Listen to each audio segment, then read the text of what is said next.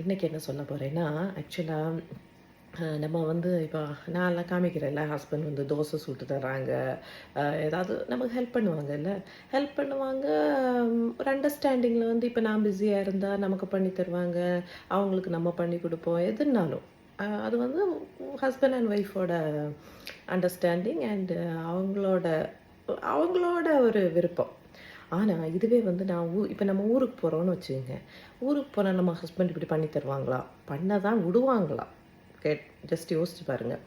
அதவா பண்ண நான் அவங்களாம் ஓகே, நான் இல்லை, எங்கள் வீட்டில் இல்லை, நான் சாதாரண ஜென்ரலாக தான் சொல்கிறேன். ஃபார் எக்ஸாம்பிள் தான் சொல்கிறேன். இப்போ நான் கேட்குறேன், என் ஹஸ்பண்ட் பண்ண போனாலும் நம்ம ராஜமாதாக்கள் தான் நம்ம மாமியார்கள் விடுவாங்களா? ஐயோ, அவனுக்கு தெரியாது, அவனுக்கு தெரியாது, தோசைன்னா என்னன்னு தெரியாது, தோசை கல்லுன்னா என்னன்னே தெரியாது, அப்படி தான் பண்ணுவாங்க.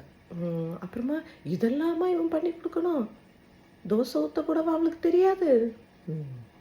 ஆமாம், எனக்கு தோசை ஊற்றவே தெரியாது, அவங்க மகனுக்கு என்னன்னே தெரியாது. இது வந்து ஓகே, ஹஸ்பண்ட் அண்ட் ஒய்ஃப் பண்ணுறாங்க அப்படின்ற ஒரு இது கூட விட மாட்டாங்க, உள்ளே என்ட்ராயிடுவாங்க. உள்ளே என்ட்ராகி அதில் ஒரு கலகத்தை உண்டாக்கி, இதை பெரிய பூகம்பமாக்கி, ஏதோ வந்து ஐயோ என் பிள்ளைய வந்து அடிமையாக ட்ரீட் பண்ணுறா அப்படின்ற அளவுக்கு கொண்டு வந்துடுவாங்க.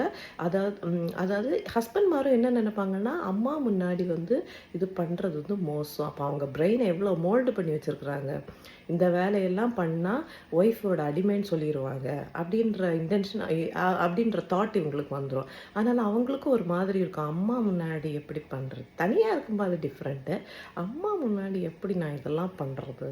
ஆமாம், ஏன்னா அம்மா முன்னாடி பண்ணால் இது கொலை குத்தம். இப்போ எந்த அளவு சின்ன வயசுலேயே மோல்டு பண்ணி வச்சுருக்காங்க, ஒய்ஃபுன்னு ஒருத்தி வருவா உனக்கு அடிமை பண்ணி செய்கிறதுக்கு அப்படின்னு தான் மோல்டு பண்ணி வச்சுருப்பாங்கன்னு நினைக்கிறேன். Okay, anyway thank you and take care. Bye bye. Keep on supporting us and அடுத்த ஒரு வீடியோட வரேன்.